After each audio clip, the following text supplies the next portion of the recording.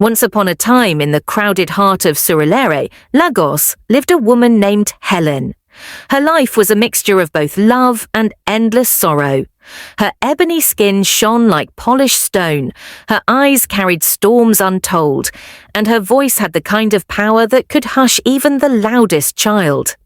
Helen had once been the wife of a man named David, a hunter whose laughter rolled through the neighborhood like music. Strong, fearless, and kind, David's presence filled the community with warmth. But tragedy does not knock before it enters. His sudden death tore through Helen's life like a thief in the night, leaving her broken and alone. The only light that remained in her darkness was her newborn son, Michael. To Helen, that child was more than flesh and blood. He was the very breath of hope, wrapped in swaddling clothes. Holding him gave her reason to rise each morning, to breathe after her husband's burial. But where love blossomed, jealousy grew like weeds. David's family, cold and proud, never accepted her. They whispered that she had killed their son. And when they looked at little Michael, they saw not an innocent child, but the continuation of a bloodline tied to a woman they despised. Their hatred deepened with each day. Whenever Helen cooked, her sisters-in-law, Linda and Kate, stormed into her room and seized the whole pot, leaving Helen and her baby hungry. At first, neighbors helped her, but soon Linda and Kate spread poison with their tongues. Helen is cursed. Whoever helps her will inherit her misfortune. Fear spread. One by one, even the kind-hearted turned away. The market women whispered when Helen passed. The children mocked her son, calling him names. At the stream, her in-laws mocked her openly, sometimes pouring sand into her pot, other times knocking it off her head.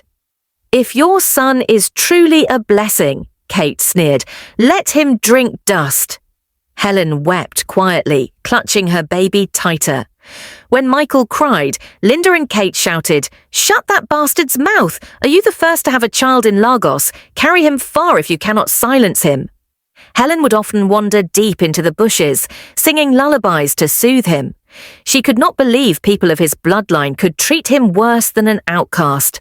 But the worst of all was her mother-in-law, Madame Grace. A respected woman in society, but with a heart of stone. She never forgave Helen for being the daughter of a woman she despised. To her, Michael was not her grandson, but a cursed reminder of her enemy. One afternoon, when Michael was barely 3 weeks old, Madame Grace stormed into Helen's room. Her eyes blazed like fire as she snatched the child. "This child is a curse," she spat.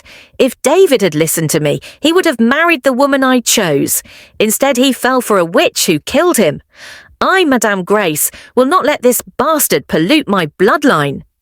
Helen fell to her knees, begging, "Please, Mama, my son is innocent. He is David's blood. Forgive me if I have wronged you."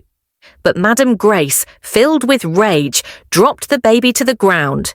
"Let him taste pain early, for sorrow will follow him all his life." Michael cried in pain. Helen clutched him to her chest, her own cries piercing the air, but her mother-in-law walked away coldly. Her torment deepened weeks later when she found Linda tearing apart her only fine dress, the one David had given her. "That cloth is all I have left of him," she cried, but Linda laughed, using it to mop the floor before throwing it back in her face. One stormy afternoon, Madame Grace ordered Helen to the farm. "Widowhood is no excuse for laziness," she barked. Helen walked for hours under the rain, leaving her baby asleep. When she returned, soaked and weary, her room was empty. Her child was gone. She rushed to Madame Grace. "Where is my child?" the woman sneered. "Dead. How can God waste a child on you?" She pointed to a tree outside. "If you seek him, look under there." Helen clawed at the earth beneath the tree, screaming Michael's name, but neighbors pulled her back. "It is abomination for a woman to dig a grave," they warned. Madame Grace lied. "She left her child to chase men. Now she blames me." The people believed her. For 7 nights, Helen lit a fire by the tree, singing, "Sleep, my son, sleep. "If you are in the earth, let your mother's love reach you." On the 8th night, the soil stirred. A small mound appeared. By the 3rd week, the mound had grown into a towering ant hill, alive with whispers, cries, and the marching of unseen ants. At night, some swore they heard the faint cry of a baby from within.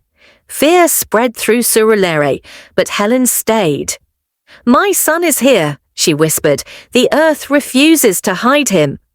Linda and Kate accused her of witchcraft. Madam Grace plotted to destroy the anthill. Men with sticks tried, but their weapons snapped. Fire refused to burn. Ants swarmed one boy, forcing him to flee. The crowd trembled. "The earth has taken this case," the elders murmured. Madam Grace refused to bow. One midnight, she set fire to Helen's hut. Flames roared, smoke filled the air. Neighbors shouted, but Helen staggered out and fell before the anthill.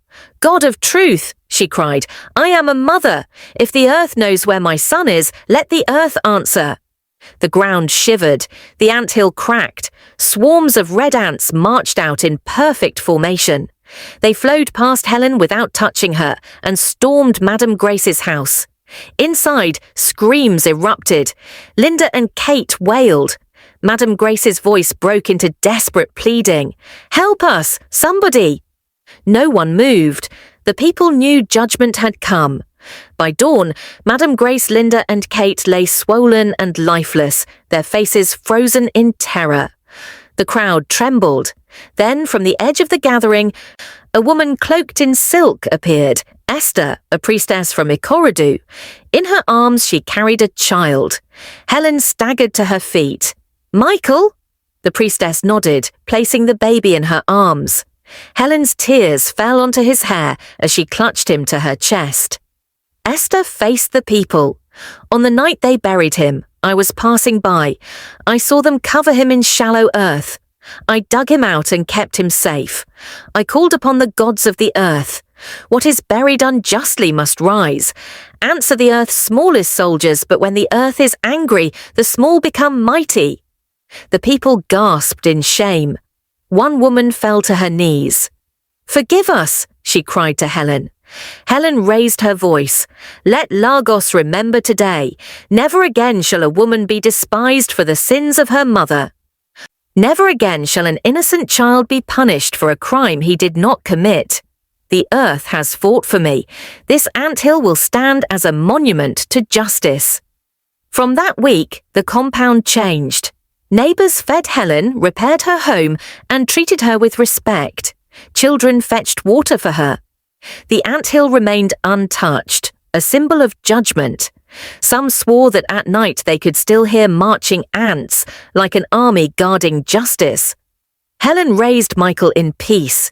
He grew with kindness and strength, never forgetting the story of the ants who had fought for his life. Esther returned to Ikorodu, reminding Helen, "Raise him well.